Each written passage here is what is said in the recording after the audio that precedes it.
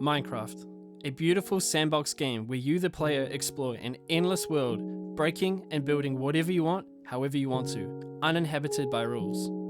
Right? Wrong! I'm Lorez and here are 5 rules for building in Minecraft. Starting with rule number 1, your wall and roof should be different blocks. As you can see here, I've made a little oak tent, but it's just using oak blocks and oak stairs and oak door. There's oak everywhere, it's too much. Same with this one, cobblestone everywhere. It's just overwhelming all of my senses and it just doesn't look very good.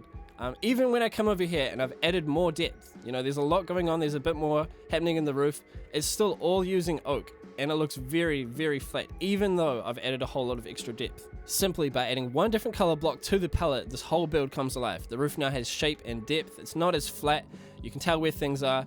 You could go to town and change a whole lot of the blocks here and get it a whole lot more varied, but just that one change really does something cool for it.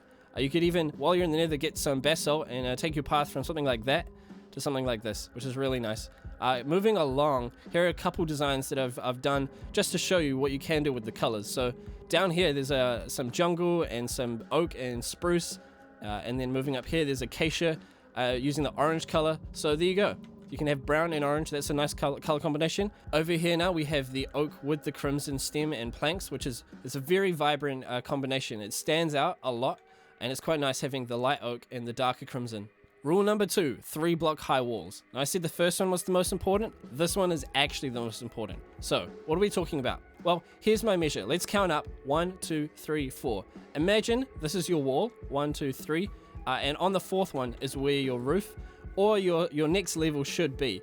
And see, that's nice and spacious. You can fit things. Obviously you can go a lot higher, but I suggest this is the minimum. You may be tempted to build your roof on this block here, this 3rd one, only leaving you 2 blocks space.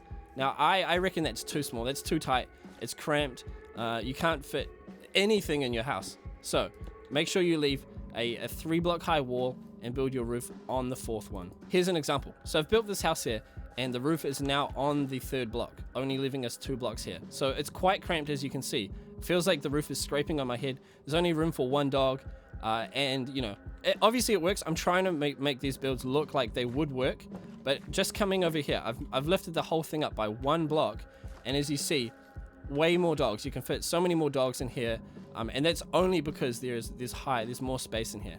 But you know, we can do things like have shelves in here. I've also added slabs, and that's another trick you can do by doing sort of designs like this, and it makes it feel more spacious inside. There's even a bunk bed. Now here is this concept in practice. We've got this lovely 2-story building here with a cellar downstairs, and again I'm using 3 blocks for the walls with the roof on the 4th, using the slabs again to make it feel a little bit more spacious.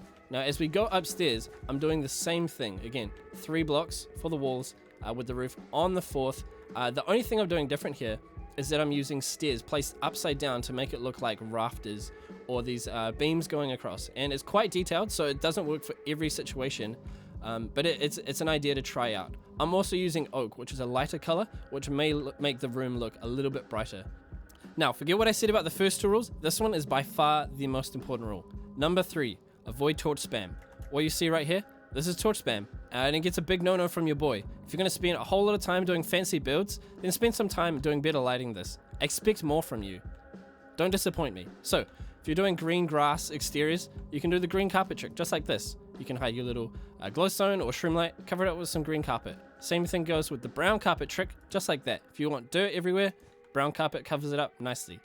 You can easily just take your torch off the ground, put it on a wall here, and you've got an intentional lighting system. Same thing goes with the lanterns, and if you're doing interiors, you could use something like a quartz pillar on top of end rods. If you're building roads and big exteriors, maybe you want to do lampshades or stands or things like this. So here's a couple designs. You can even use this daylight detector, and you can turn it off just like that. I've got it inverted at the moment, but this will turn on at nighttime, and it'll just have this dynamic lighting system where when it goes to nighttime, it turns on, and when it's during the day, it turns off. Now these are just a few ideas that I threw together. Don't be afraid to hop into a creative world yourself and try out different combinations, because you very well might come up with something new and interesting. But just remember, I expect more from you. Now if you've made it this far in the video, you've made it to the most important rule. Number 4, 1 block center roof. What are we talking about here? Well, as you can see with this house, it rises up on both sides for the roof to 1 block in the center. Good. This one here, it rises up to 2 blocks in the center. I can't place it in the middle. It'll always land on one side or the other.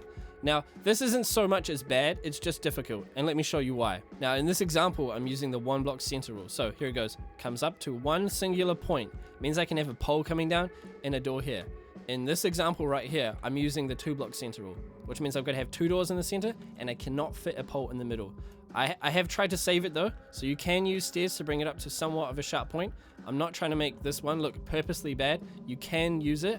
It's just a little bit more difficult. Now here are a couple roof designs using the 1 block center trick. So you can use full blocks and stairs and stagger them all the way up to try and get a little bit of a taller, more sharp looking roof. You can even turn the stairs around, put them upside down, and it comes up with something like this, a little bit different, more fantasy. You can try out and experiment with different things on your own build. And don't be afraid to use slabs. Slabs look really cool, and it's a little bit more of a flat design, but maybe that's what you're after in your build. Now for the last, but not least rule. In fact, probably the most important. Number 5, flat walls are out. As you can see, this build here is very flat. There's oak blocks everywhere, and these glass blocks, and this door block. Everything is flat. It's right against the edge. As you can see, I can look down there, and it's perfectly flat. Most builders will say add depth, and that's what we're going to do. Now here's the first stage of getting rid of your flat walls. You can start with adding a bit of block variation using the stripped oak and stripped spruce down here. You can push your windows back by turning them into slabs. You can even push your door back and add a stair here, and it just creates a whole lot more interest and depth. Now on the second stage, I have done something that you will have to consider when building in this style. I've pushed back the wall by 1 block. As you can see here, this is where it was and this is where it is now. It means you can add a whole lot of extra detail like this beam here and these trapdoors, but it does mean that your interior is going to be 1 block smaller. So just keep that in mind when doing this.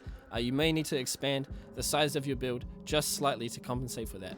Now let's take those techniques and apply them to absolutely everybody's first ever castle design. You've got flat walls, flat towers, flat everything. It's pretty boring, so what can we do to improve it? Well, simple.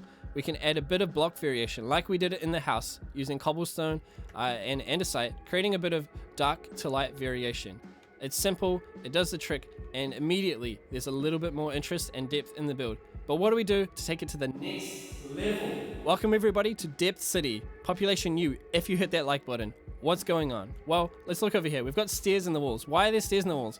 Well, to me, it looks like it's broken, like bricks are falling out and rubble, and it's collecting around the bottom. And this just adds a whole lot of age and history to your castle. Obviously, I've pulled things out and pushed things back, but this right here, this is using all the techniques we've just talked about, and it's something that you can build in your world, in your builds, right away. That about does it. If you made it this far in the video, let me know in the comments what your rules are, because I imagine you probably don't all agree with my ones. And if this video gets to 100 likes, I'll make another one with your rules. Obviously this video is a bit silly, so I hope you don't take it too seriously. These are just tricks that I've learned to help me build in a particular style. There are different ways to build and play Minecraft, which is the beauty of the game. I hope you all have a great week, and I'll see you in the next video.